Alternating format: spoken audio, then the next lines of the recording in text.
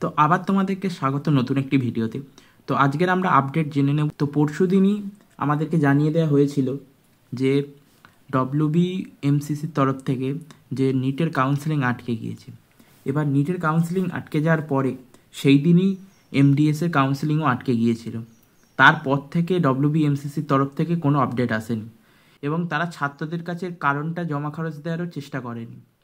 তো এটা প্রচুর অবাক করা কাণ্ড যে WBMCCর তরফ থেকে এখনও পর্যন্ত কোনো নোটিশ দেওয়া হয়নি এবং জানানো হয়নি যে কবে কাউন্সেলিং শুরু হতে চলেছে বা কাউন্সেলিং কখন রিজিউম হবে। এবার দেখো, WBMCCর তরফ থেকে কিছু জানানো হয়নি, কিন্তু সংবাদ মাধ্যমে নানান সোর্স থেকে অনেক কিছু জানা যাচ্ছে। তো আমাদেরকে WBMCCর যে নিটের কাউন্সেলিং আটকে গিয়েছে সেটা কেন আটকে গিয়েছে সেটা জানার আগে আমাদেরকে এটা জানতে হবে যে শুধু WBMCC নয়, WBCAB, WBJEE থেকে শুরু করে সমস্ত যত রকমের ভর্তি প্রক্রিয়া রয়েছে সবই এখন বন্ধ রয়েছে এবং এটা অনেক দিন আগে থেকেই চলছে। তো আমরা WBJEE-তে কী আপডেট এসেছে সেটা দেখলে আমরা বুঝতে পারবো যে WBMCC-তেও সেরকম কিছু একটি অ্যাপ্লাই হতে চলেছে, কারণ একটি রাজ্যেতে নানান রকম তো ডিফারেন্স হয় না। তো WBJEE-র তরফ থেকে ক্যাটাগরি আপডেট করার কথা বলা হয়েছে। এবার এটা স্টার্ট হয়ে গিয়েছে, কিন্তু এখানে যেটা রয়েছে সেটা হচ্ছে ওবিসি যে স্টুডেন্টগুলি রয়েছে, ওবিসি স্টুডেন্টদেরকে কিন্তু A এবং B হিসাবে ডিফারেন্সিয়েট করেনি।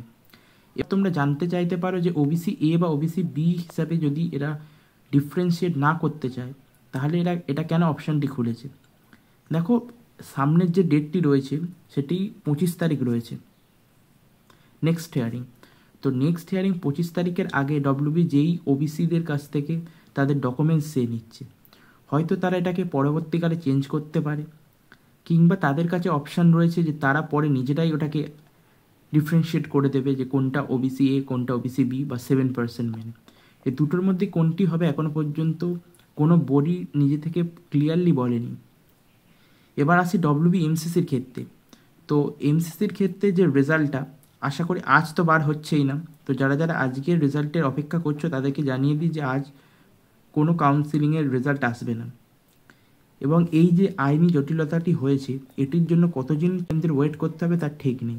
তো আজ তো রেজাল্ট আসার চান্স একদমই কম, একদমই আসবে না আজ রেজাল্ট। এবার WBMCC যে কবে নোটিফিকেশান জারি করবে সেটাও বলা মুশকিল, তবু আশা করা যায় যে 10 থেকে 15 দিনের বেশি ডিলে হবে না, কারণ এখানে NNC-কেও ইন্টারফেয়ার করতে পারে, কারণ মেডিকেল একটা প্রফেশনাল কোর্স, এখানে বেশি দেরি করলে প্রচুর সমস্যা হয়ে যাবে। এবং হিয়ারিংটি আশা করি 25 তারিখে হয়ে যাবে। যদি অন্য কোনো ডেট না আসে তাহলে আমরা 25 তারিখেই জানতে পেরে যাব যে কী হতে চলেছে। তো এই আজকের আপডেট, নতুন করে আপডেট আবার তোমাদেরকে জানিয়ে দেবো।